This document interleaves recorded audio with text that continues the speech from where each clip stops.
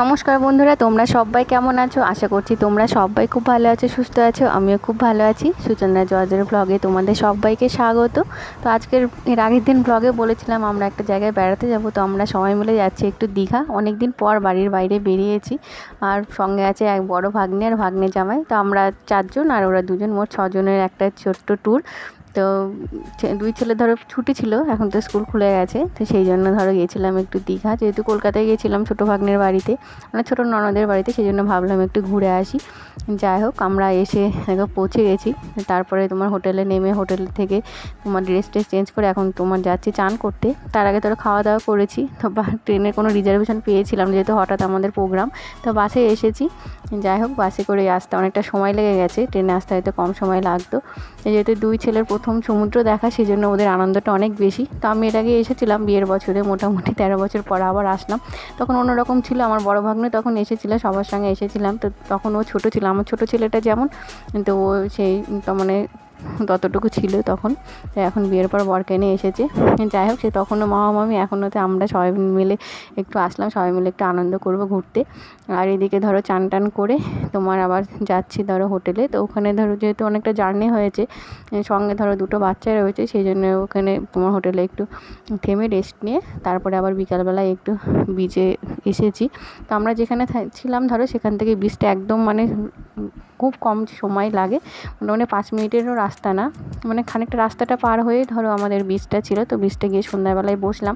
বেশ সুন্দর জায়গা। এখন তো আগে অতটা ছিল না, এখন তোমার সমুদ্রের ধার দিয়ে পুরো বসার জায়গা রয়েছে। আর আগে এখন তোমার পাথর দিয়ে পুরো পাড় বেঁধে দিয়েছিল। তো আমরা এর আগে যখন এসেছিলাম তখন পুরো পাড় বাঁধাটা অত ছিল না, পুরো ধরো সমুদ্রে নেমে পুরো বালি পেয়েছি। এখন তোমার বালি আছে ধরো মোহনায় আর তোমার উদয়পুরে।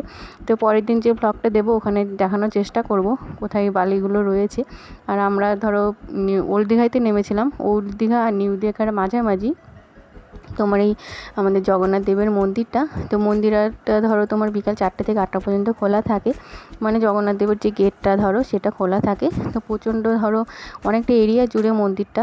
তো লাইন পড়ে গেছে। আমরা মোটামুটি 7টার দিকে গিয়েছিলাম, সন্ধ্যার পরে একটু ওখানে বসে তারপরে ধরো গেছিলাম। আর ওখানে দেখো মন্দিরে ঢুকে পড়েছি। মোটামুটি মন্দিরটা খুব সুন্দর হয়েছে, তোমরা আসলেই যে আসবে ধরো দেখতে আসবে, খুব সুন্দর করেছে মন্দিরটা, দেখতে খুব সুন্দর। আর অনেকটা জায়গা, আর মানে ভিড়, প্রচণ্ড ভিড়, দেখে বুঝতে পারছো। আমি মানে ফোনটা উপরে তুলতে পারছি না। আর ক্যামেরাম্যান বলতে আমি ধরো, আর 2টো বাচ্চা তার রয়েছে, তো ওদের বাবার সঙ্গে আছে। এমনি ধরো ভিড়ের সঙ্গে ধরো একটা আমি নিয়েছি, একটা আমার বাবার কাছে রয়েছে। সেই জন্য একটু যতটা পেরেছি ধরো ছবিটা তুলেছি। পুরো ভেতরটায় দেখো মানে পুরো রাউন্ড রাউন্ড করে উপরে চূড়াটা উঠেছে। এই চূড়াটা অনেকটা উঁচু, যতটা খুব পেরেছি তোমাদের দেখানোর চেষ্টা করছি। আর এই দেখো আমাদের জগন্নাথ আর বলরাম সুভদ্রা একসঙ্গে তিনজন রয়েছে। তো অনেকটা দূরে, মানে দরজা থেকে অনেকটা দূরেই ধরো দর্শকদের দেখার জন্য ব্যবস্থাটা করেছে। তো একটু মানে খুব যেহেতু ভিড়, সেই জন্য অতটা সময় ধরে দাঁড়িয়ে থাকা যাচ্ছে না, মানে একদিকে ঢুকে আরেকদিক দিয়ে বের করে দিচ্ছে। যাক, যতটুকু পারলাম দর্শন করলাম। তারপরে দেখো বাইরে এসেছি। তো বাইরে বেরিয়ে পরপর অনেকগুলো মন্দির রয়েছে, 2-3টে পর মন্দিরের পর ধরো জগন্নাথ দেবের দর্শন রয়েছে। তো বাইরে এখানে একটু কীর্তন হচ্ছে, খোলবত্তা নিয়ে ছোটো ছোটো বাচ্চারা রয়েছে, বড়রা রয়েছে, সবাই মিলে একটু কীর্তন করছে। এগুলোই ধরো তীর্থস্থানে, এগুলোই বেশ ভালো লাগে, তো মনটা একটু অন্যরকম হয়ে যায়। আর এই দেখো মন্দিরটা দূরটি যতটা দেখানোর চেষ্টা করলাম, তোমরা একটু কষ্ট করে দেখে নিও। আর এরকম মানে সাইডে পুরো কারুকার্য রয়েছে, বিভিন্ন ধরো নকশা ডিজাইন এগুলো রয়েছে। আর এই দেখো মানে এইগুলো তোমার দেওয়ালে যেগুলো রয়েছে মন্দিরের সাইডে, সেইগুলো ধরো এইভাবে ধরো তৈরি করেছে, বেশ সুন্দর, মানে বেশ ভালোই লাগলো দেখতে। তারপরে ধরো দেখা টাকা করে আমরা মোটামুটি 8টার আগে আগে ধরো মন্দির থেকে বেরিয়ে এসেছি। যেহেতু 8টার দিকে ধরো মন্দিরটা বন্ধ করে দেয়। তারপরে ধরো একটা পুকুর মতো রয়েছে, পদ্মপুকুর, যেটাকে পদ্মফুল, প্রচুর পদ্মফুল ফুটে রয়েছে, ওটাও বেশ দেখতে সুন্দর লাগছে। আর এই সময়গুলো বেশ তোমার বসে থাকতে বেশ ভালোই লাগবে। তো এদিকে ঘুরে দেখাচ্ছি চেষ্টা করছি, তো তোমরা দেখতে থাকো।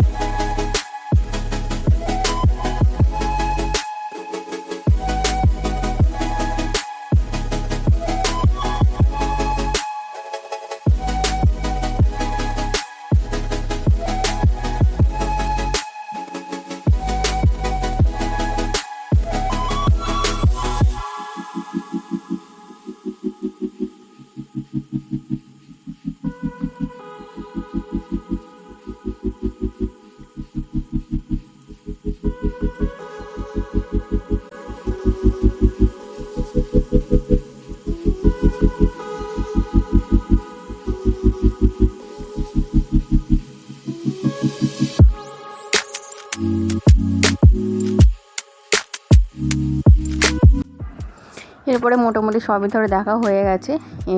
তারপরে ধরো মন্দির থেকে বাইরে বেরিয়ে এসে তোমার চলে আসলাম, আমরা সরাসরি ঘরেই চলে এসেছি। কেননা ধরো আগের দিন রাত্রিবেলা ঘুমটা হয়েছিল না, দুটো বাচ্চা ক্লান্ত হয়ে গেছিলো। আর রাস্তাগুলো বেশ সুন্দর করে সাজিয়েছিল, মানে রাত সন্ধ্যা হলেই বেশ সুন্দর লাগে যে দেখতে জায়গাগুলো। দেখো আমরা যে রুমটা ভাড়া নিয়েছি, তো এই রুমের ডেকোরেশনটা এইরকম, বেশ সুন্দর, খারাপ না, রুমটা ভালোই ছিল। তো যাই হোক, আজকের মতো এই পর্যন্তই। আমার ব্লগটা যদি একটু ভালো লেগে থাকে তাহলে একটু লাইক করো, কমেন্ট করো, শেয়ার করো। আজকের মতো এই পর্যন্ত, পরের ব্লগে দেখা হচ্ছে, টাটা।